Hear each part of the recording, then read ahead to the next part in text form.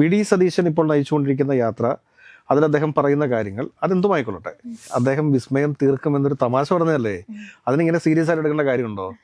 അദ്ദേഹം വിസ്മയം തീർക്കുമെന്ന് പറഞ്ഞ് അന്ന് തുടങ്ങി ഓരോ ദിവസവും വിസ്മയം നടന്നുകൊണ്ടിരിക്കുകയാണ്. പക്ഷേ ഒരു മര്യാദയില്ലാത്ത രീതിയിൽ ഈ കോൺഗ്രസിനകത്തുനിന്ന് തന്നെ അദ്ദേഹത്തിനുള്ള പണിയാണ് നമുക്ക് സഹിക്കാൻ പറ്റാത്തത്. കോൺഗ്രസ് 100 സീറ്റ് നേടി അധികാരത്തിൽ വരുമെന്ന് വി ഡി സതീശൻ എത്ര ഉച്ചത്തിൽ വിളിച്ചു പറഞ്ഞു കഴിഞ്ഞാലും അതിനെ വരുത്താതിരിക്കാൻ വേണ്ടിയിട്ടുള്ള ആളുകൾ കോൺഗ്രസ് പാർട്ടിക്കകത്തും UDF-നകത്തും ഉണ്ട് എന്നുള്ള യാഥാർത്ഥ്യം വി ഡി സതീശൻ മനസ്സിലാക്കുന്നത് നല്ലതാണ്. വി ഡി സതീശൻ വിസ്മയം തീർക്കുമെന്ന് പറഞ്ഞിട്ട് പക്ഷേ വിസ്മയങ്ങൾ കോൺഗ്രസിനകത്തല്ല സംഭവിക്കുന്നത്, വിസ്മയങ്ങൾ സംഭവിച്ചുകൊണ്ടിരിക്കുന്നത് കോൺഗ്രസിനകത്ത് തന്നെയാണ്.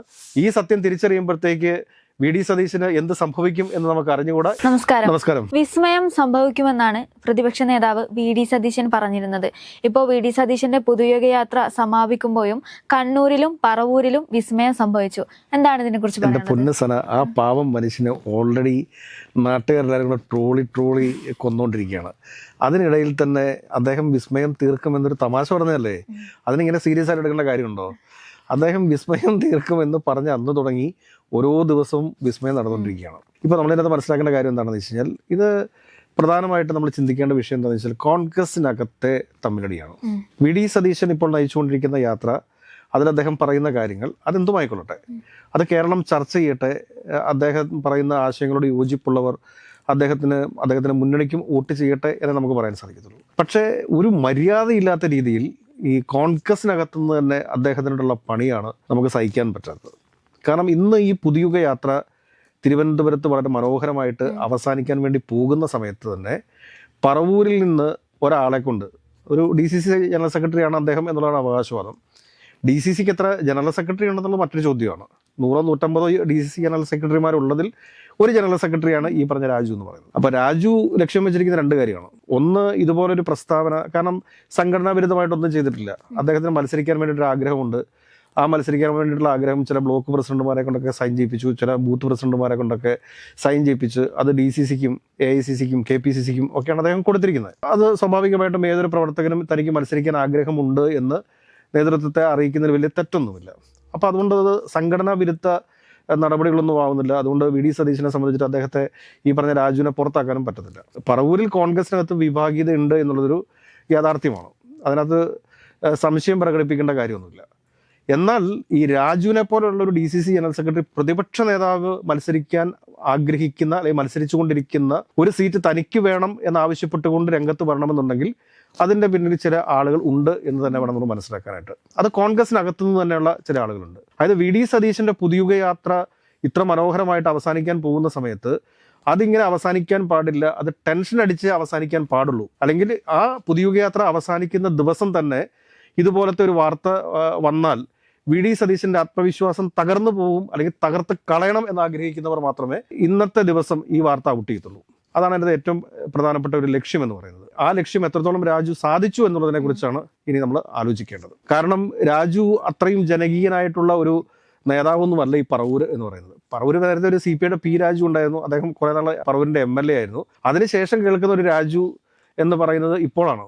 ഈ മാധ്യമങ്ങളാണ് ഇന്ന് രാവിലെ വാർത്തകൾ പുറത്തുവിടുമ്പോഴാണ് രാജു എന്ന് പറയുന്ന ഒരു DCCക്ക് ജനറൽ സെക്രട്ടറി ഉണ്ട് എന്നുള്ള കാര്യം പോലും ഈ എറണാകുളം ജില്ലയിലുള്ള പല ആളുകളും അറിയുന്നത് എന്ന് പറഞ്ഞാൽ നമ്മൾ മനസ്സിലാക്കാനായിട്ട്. അപ്പോൾ ഒരുപക്ഷെ ഇദ്ദേഹം ഇനിയിപ്പോൾ BJPയുടെ സ്ഥാനാർത്ഥിയായിട്ട് വരാൻ വേണ്ടിയിട്ട് ആഗ്രഹിക്കുന്നുണ്ടാവും. അതാണ് നമ്മളിതിനകത്ത് ഉൾക്കൊള്ളേണ്ട കാര്യം ഇതാണ്.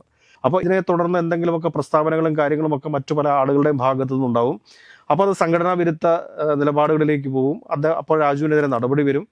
രാജുവിനെതിരെ അങ്ങനെ നടപടി വരുന്ന സമയത്തേക്ക് രാജു ഒരു ഫേമസ് കഥാപാത്രമായി മാറുമല്ലോ. അങ്ങനെ ഫേമസ് കഥാപാത്രമായിട്ട് മാറുന്ന രാജുവിനെ ഒരു BJPയുടെ സ്ഥാനാർത്ഥിയാക്കി മാറ്റാൻ വേണ്ടിയിട്ട് സാധിക്കും. അപ്പോൾ അവിടെ BJPക്ക് ഒരു വിസ്മയം സൃഷ്ടിക്കാൻ വേണ്ടിയിട്ട് സാധിക്കും. വി ഡി സതീശന് അവിടെ ഒരു വിസ്മയം സൃഷ്ടിക്കാൻ വേണ്ടി സാധിക്കുന്നില്ല എന്ന് വേണം നമ്മൾ മനസ്സിലാക്കാനായിട്ട്. ഇത് കൂടാതെ തന്നെ ഇന്നിപ്പോൾ കണ്ണൂരിൽ നിന്ന് ഒരു തോമസ് വർഗീസ്, അദ്ദേഹം DCC ഭാരവാഹിയാണ് എന്നാണ് പറയുന്നത്. നേരത്തെ ബ്ലോക്ക് പ്രസിഡന്റ് ആയിരുന്നു എന്ന് പറയുന്നു. അദ്ദേഹം സണ്ണി ജോസഫിനോടുള്ള പ്രതിഷേധം അറിയിച്ചുകൊണ്ടാണ് കോൺഗ്രസ് പാർട്ടിയിൽ നിന്ന് രാജിവെച്ച് അദ്ദേഹം BJPയുമായിട്ടും ചർച്ച നടത്തുന്നുണ്ട്, മറ്റ് ചില LDFലെ ഘടകകക്ഷികളുമായിട്ട് ചർച്ച നടത്തുന്നുണ്ട് എന്നാണ് അറിയാൻ വേണ്ടിയിട്ട് സാധിച്ചിട്ടുള്ളത്. കാരണം ഇതൊക്കെ വാർത്തകൾക്ക് വേണ്ടിയിട്ട് സൃഷ്ടിക്കപ്പെടുന്നതാണ് എന്നുള്ള കാര്യത്തിൽ സംശയമൊന്നും വേണ്ട. ഇതിപ്പോൾ നമ്മുടെ കാര്യം മനസ്സിലാക്കേണ്ടതെന്ന് വെച്ച് കഴിഞ്ഞാൽ, ഇത് ഈ കോൺഗ്രസിനകത്തു നിന്ന് തന്നെയുള്ള ആളുകൾ ഈ വി ഡി സതീശന് പണി കൊടുക്കാൻ വേണ്ടിയിട്ട് ചില കാര്യങ്ങൾ ചെയ്യുന്നുണ്ട്. ഇതാണ് സത്യം. അതായത് മറിച്ച് CPMനെ സംബന്ധിച്ചിട്ട് എന്താണ്, CPM-നെ സംബന്ധിച്ചിട്ട് ഇപ്പോൾ VD സതീശനെതിരെ കടന്നാക്രമണം നടത്തേണ്ട കാര്യമില്ല. അവർ വികസനം സംസാരിച്ചുകൊണ്ട് വികസനത്തെക്കുറിച്ച് ചർച്ച ചെയ്യാമെന്നാണ് പറയുന്നത്. ഒരുപാട് കാര്യങ്ങൾ അവർ ചെയ്യുന്ന കാര്യങ്ങളുണ്ട്. ആ ചെയ്യുന്ന കാര്യങ്ങൾ ഓരോ ദിവസവും LDF ചർച്ചയാക്കി കൊണ്ടുവരുന്നു. യാതൊരു വിധത്തിലുള്ള വ്യക്തിഹത്യയ്ക്കും LDF പോകുന്നില്ല. പിന്നെ നുണേശന്റെ നുണകൾ എന്നൊക്കെ പറഞ്ഞുകൊണ്ട് പ്രചരിക്കുന്നുണ്ട്. അത് വളരെ സ്വീകാര്യമായിട്ട് എല്ലാ ആളുകളും, കാരണം അത് ഫാക്ട് ചെക്ക് കൂടിയാണ്. കാരണം പണ്ട് VD സതീശൻ പറഞ്ഞിട്ടുള്ള കാര്യങ്ങളും ഇപ്പോൾ VD സതീശൻ പറയുന്ന കാര്യങ്ങളും തമ്മിലുള്ള ഒരു താരതമ്യ പഠനം കൂടിയാണ് അത് എന്ന് വേണം നമുക്ക് മനസ്സിലാക്കാനായിട്ട്. ഇപ്പോൾ നമ്മൾ നോക്കുന്ന സമയത്ത് VD സതീശന്റെ പൊതുയോഗയാത്രയിൽ നടന്നിട്ടുള്ള വിസ്മയം എന്ന് പറയുന്നത് ഒന്ന് PK ശശിയാണ്. ഈ PK ശശിയുടെ വിസ്മയം എന്ന് പറയുന്നത് ഒരു അപാര വിസ്മയമാണ്. കാരണം ഈ കഴിച്ചിട്ട് ഇറക്കാനും വയ്യ, മധുരിച്ചിട്ട് തുപ്പാനും വയ്യ എന്നൊരു അവസ്ഥയുണ്ട്. ആ അവസ്ഥയിലാണ് ഇപ്പോൾ കോൺഗ്രസ്. കാരണം കഴിഞ്ഞ ദിവസം ഈ പാലക്കാടിലെ ഡിവൈഎഫ്ഐയുടെ പിള്ളേരൊക്കെ പറയുന്നത് എന്താണെന്ന് വെച്ച് കഴിഞ്ഞാൽ, ഈ PK ശശി ഉള്ളത് കൊണ്ട് രാഹുൽ മാങ്കൂട്ടത്തിനെതിരെ അവർക്ക് ശക്തമായിട്ടൊന്നും പറയാൻ വേണ്ടി സാധിക്കത്തില്ലായിരുന്നു. ഇപ്പൊ PK ശശി കൂടി അപ്പുറത്തേക്ക് പോയതോടുകൂടി അവർക്ക് അതിശക്തമായിട്ട് രാഹുൽ മാങ്കൂട്ടത്തിനെതിരെ പറയാൻ വേണ്ടി സാധിക്കും. അതല്ല, ഇവർ രാഹുൽ മാങ്കൂട്ടത്തിനെതിരെ എന്തെങ്കിലും പറഞ്ഞുകൊണ്ട് വരികയാണെങ്കിൽ അപ്പം തന്നെ യൂത്ത് കോൺഗ്രസ്സുകാർ PK ശശിയുടെ തീവ്രതയായിട്ട് വരും. അപ്പൊ അതൊരു വലിയ പ്രശ്നമായിരുന്നു ഡിവൈഎഫ്ഐക്കാരെ സംബന്ധിച്ചിട്ട്. പക്ഷെ ഇനി ഡിവൈഎഫ്ഐക്കാർക്ക് ഇങ്ങനെ PK ശശി എന്നൊരു വിസ്മയം പാലക്കാട്ട് സംഭവിച്ചിരിക്കുന്നത് കൊണ്ട് തീർച്ചയായിട്ടും ഡിവൈഎഫ്ഐക്കാർക്ക് ഇനി ശക്തമായിട്ട് രാഹുൽ മാങ്കൂട്ടത്തിനെതിരെ പ്രതിഷേധിക്കാൻ വേണ്ടിയിട്ട് സാധിക്കും. പിന്നെയുള്ളത് VS അച്യുതാനന്ദന്റെ സഹായിയായിട്ടുള്ള A സുരേഷ് എന്ന് പറയുന്ന ആളുടെ വിസ്മയമാണ്. ഈ A സുരേഷൊക്കെ എന്തോ വലിയ സംഭവമാണ് എന്നുള്ള രീതിയിൽ തെറ്റിദ്ധരിച്ചു വെച്ചിരിക്കുകയാണ് കോൺഗ്രസ് നേതൃത്വം എന്നാണ് എനിക്ക് തോന്നുന്നത്. മലമ്പുഴയിലും പാലക്കാടുമുള്ള പ്രാദേശിക നേതൃത്വം A സുരേഷിനെ പോലെയുള്ള ഒരാളെ ഈ പാർട്ടിയിൽ കൊണ്ടുവരികയും മലമ്പുഴയിൽ സ്ഥാനാർത്ഥിയാക്കുകയും ചെയ്യുന്നതിനോടൊക്കെ ശക്തമായി എതിർപ്പ് രേഖപ്പെടുത്തുന്നുണ്ട്. കാരണം മലമ്പുഴയിലും പാലക്കാട്ടുമൊക്കെ കോൺഗ്രസ് പാർട്ടിക്ക് വേണ്ടിയിട്ട് പണിയെടുക്കുകയും പോസ്റ്റ് ഒട്ടിക്കുകയും കഷ്ടപ്പെടുകയും ഒക്കെ ചെയ്യുന്ന ഒരുപാട് ആളുകളുണ്ട്.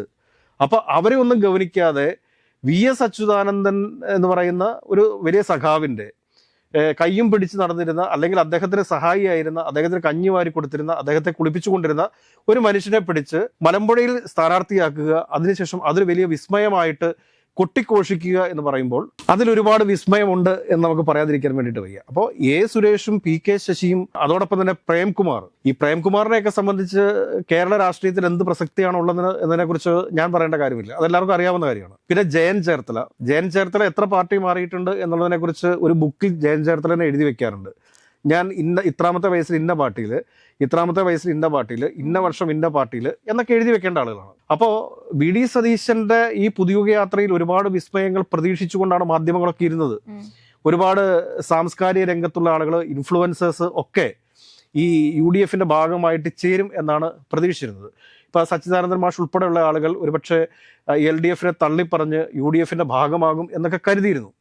ഏറ്റവും ഒടുവിൽ G സുധാകരന്റെ ഇഷ്യൂ അത് നമുക്കറിയാം. G സുധാകരൻ ഒരു വിസ്മയമായിട്ട് മാറുമെന്ന് UDF വിചാരിച്ചിരുന്നു. കാരണം KC വേണുഗോപാലിന് വളരെ അടുത്ത ബന്ധമാണ് G സുധാകരനുമായിട്ടുള്ളത്. അപ്പോൾ അതൊക്കെ വെച്ചിട്ട് വലിയ വലിയ വിസ്മയങ്ങൾ പ്രതീക്ഷിച്ചിരുന്നിടത്താണ് ഇന്നിപ്പോൾ കണ്ണൂർ ഒരു DCC ഭാരവാഹിയും അതോടൊപ്പം തന്നെ പ്രതിപക്ഷ നേതാവിൻ്റെ തന്നെ നിയോജക മണ്ഡലത്തിൽ നിന്ന് ഒരു രാജു DCC ജനറൽ സെക്രട്ടറി തനിക്ക് ആ മണ്ഡലത്തിൽ മത്സരിക്കണം എന്നുള്ള വിചിത്രമായ ഒരു ആവശ്യവുമായി രംഗത്ത് വന്നിരിക്കുന്നത് എന്ന് പറയുമ്പോൾ നമ്മൾ ഒരു കാര്യം മനസ്സിലാക്കേണ്ടതുണ്ട്. കോൺഗ്രസ് 100 സീറ്റ് നേടി അധികാരത്തിൽ വരുമെന്ന് VD സതീശൻ എത്ര ഉച്ചത്തിൽ വിളിച്ചു പറഞ്ഞു കഴിഞ്ഞാലും അതിനെ വരുത്താതിരിക്കാൻ വേണ്ടിയിട്ടുള്ള ആളുകൾ കോൺഗ്രസ് പാർട്ടിക്കകത്തും UDF-നകത്തും ഉണ്ട് എന്നുള്ള യാഥാർത്ഥ്യം VD സതീശൻ മനസ്സിലാക്കുന്നത് നല്ലതാണ്. അതല്ല എങ്കിൽ VD സതീശനെ സംബന്ധിച്ചിട്ട് ഇനിയെങ്കിലും 100 സീറ്റ് കിട്ടിയില്ലെങ്കിൽ താൻ വനവാസത്തിന് പോകും എന്ന് പറഞ്ഞിരിക്കുന്ന പ്രസ്താവന പിൻവലിക്കണം. ഇപ്പോ AM ആരിഫ് ആലപ്പുഴ MP ആയിരുന്നു, അരൂർ എന്നുള്ള MLA ആയിരുന്നു അദ്ദേഹം കഴിഞ്ഞ ദിവസം ഒരു ചർച്ചയിൽ, എനിക്കൊന്ന് ന്യൂസ് മേക്കർ ചർച്ചയിലാണെന്ന് എനിക്ക് തോന്നുന്നു, VD സതീശനോട് അഭ്യർത്ഥിക്കുന്നുണ്ട്, താങ്കൾ 100 സീറ്റ് കിട്ടിയിട്ടില്ലെങ്കിലും LDF തന്നെ തുടർ ഭരണത്തിൽ വന്നാലും താങ്കൾ രാഷ്ട്രീയ വനവാസത്തിന് വേണ്ടി പോകരുത്, താങ്കൾ ഈ നാട്ടിൽ തന്നെ ഉണ്ടാവണം എന്ന് കൃത്യമായിട്ട് അദ്ദേഹത്തോട് അഭ്യർത്ഥിക്കുന്നുണ്ട്. അപ്പോൾ വളരെ കൗതുകത്തോടു കൂടി വളരെ രസകരമായ മറുപടിയാണ് VD സതീശൻ അതിന് നൽകുന്നത്.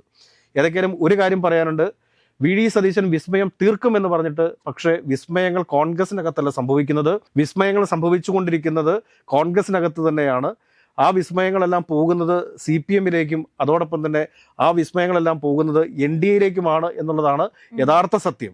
ഈ സത്യം തിരിച്ചറിയുമ്പോഴത്തേക്ക് VD സതീശന് എന്ത് സംഭവിക്കും എന്ന് നമുക്ക് അറിഞ്ഞുകൂടാ. ഏതൊക്കെയാലും VD സതീശന്റെ മുന്നേറ്റങ്ങൾക്കും പുതിയ യാത്രയ്ക്കും എല്ലാവിധ ആശംസകളും.